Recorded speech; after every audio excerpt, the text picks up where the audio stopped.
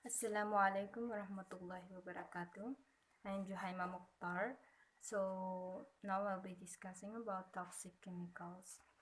We can see here some products that is familiar to us. Di ba nakikita natin ito sa bahay, sa school, sa CR, so on and so forth. Now the question here is, are you using eco-friendly products?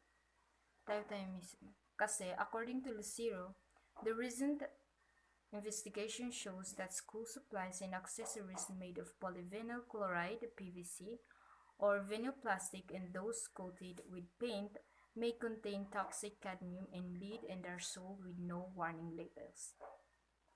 So the environmental health group EcoWaste Coalition warned the public that some school supplies carry hazardous chemicals.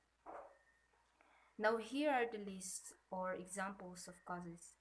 We have insecticides para sa mga insekto, pesticides para sa mga pests, herbicides para sa mga unwanted plants, detergents, and components of plastics. Well, next, what you are seeing right now is the tip of the iceberg falling into the water. So, ano ang kadahilanan nito? If there's something to blame, then that is greenhouse gases. Greenhouse gases was made by humans, which leads to global warming. Global warming is an aspect of climate change, referring to the long-term rise of the planet's temperatures. It is caused by increase of greenhouse gases in the atmosphere, mainly from human activities such as burning fossil fuels and farming.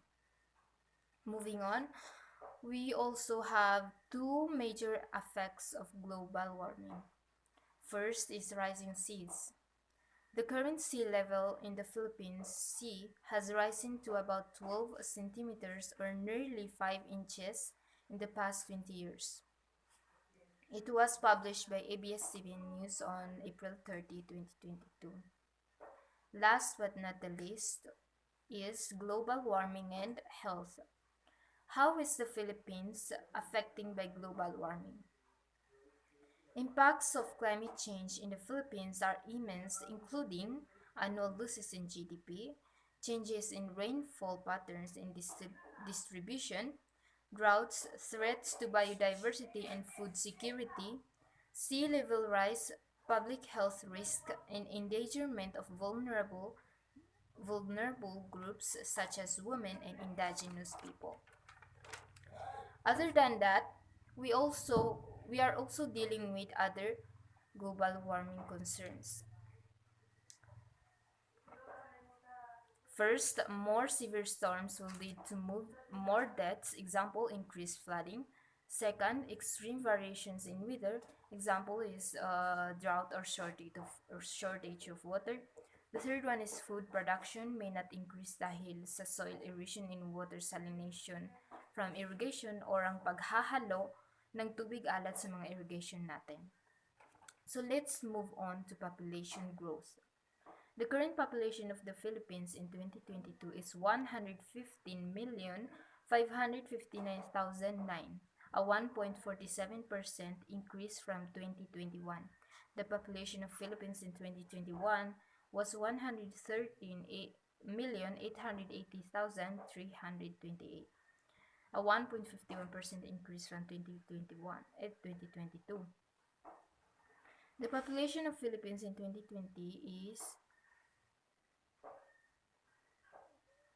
112,190,977, a 1.64% increase from 2019. Also, another example is reduction in at least the excessive rate of growth of oil, forest, and fish consumption. The global flow of dangerous debris.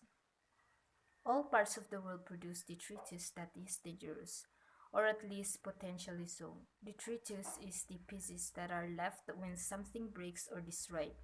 Examples of concern here includes e-waste such as discarded television sets, computers, printers, cell phones, and so on. Furthermore, many of the things that are found in e-waste are dangerous. For example, a cell phone contains about 200 chemical compounds, and it is not clear which are hazardous and which are not.